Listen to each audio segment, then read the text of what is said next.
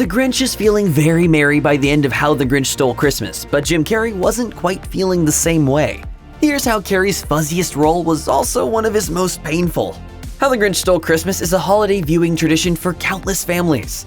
The redemption of Jim Carrey's mean, green, Christmas-hating monster is a tale that can make even the most stoic person's heart grow 3 sizes. The experience of making the movie understandably changed the life of its star forever, but not necessarily in a good way. Jim Carrey was already a popular actor when he agreed to star in How the Grinch Stole Christmas. Films like Dumb and Dumber, Ace Ventura, and Liar Liar established him as one of Hollywood's most popular funny men at the time, with a knack for outrageous faces and voices. How the Grinch Stole Christmas was a change of pace, mainly because the role required him to hide behind layers of monster makeup. Still, he jumped at the chance to portray such an iconic character. As he told Empire, "It's one of those things that you just can't say no to. And for me, The Grinch is about change of heart.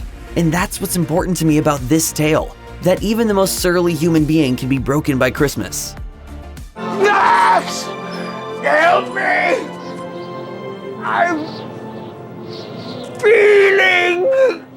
Carrey even gained the support of Dr. Seuss's widow, Audrey Geisel, who wanted him to play the Grinch after learning about his method acting in the biopic Man on the Moon. It seemed like everything was perfectly positioned to bring the Grinch into live action, but it didn't take long until all of the excitement turned into chaos behind the scenes. Filming was a grueling and transformative experience for Carrey. The makeup process was especially brutal, as he had to sit in a chair for hours, which was uncomfortable and made him difficult to be around. Carrey equated the experience to being buried alive, so an actual CIA instructor was brought in to teach Carrey coping mechanisms for dealing with torture. Carrey would also go missing from the set seemingly at random, which delayed the production and created more headaches for everyone involved. Reflecting on the experience and his behavior, the actor revealed on The Graham Norton Show that his drug addiction made him act unprofessional at times. As he put it, "I couldn't really enjoy it because I was stoned. Back then, all I ever cared about was my next fix." I guess I could use a little social interaction.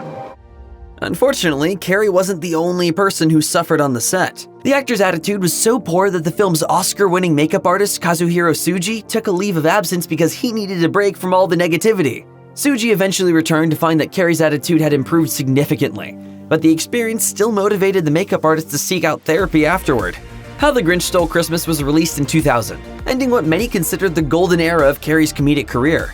While the actor would never again experience a year as good as his 1994, which saw the releases of Ace Ventura, The Mask, and Dumb and Dumber, he still received plenty of critical acclaim for Bruce Almighty in 2003 and Eternal Sunshine of the Spotless Mind in 2004.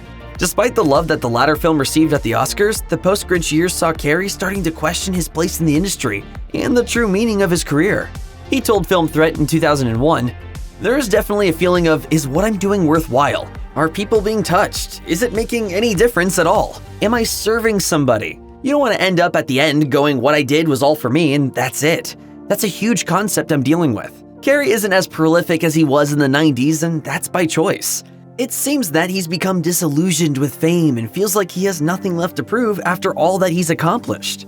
In 2022, Carrey shared sad news with fans following his role in Sonic the Hedgehog 2, revealing that he was stepping away from Hollywood indefinitely.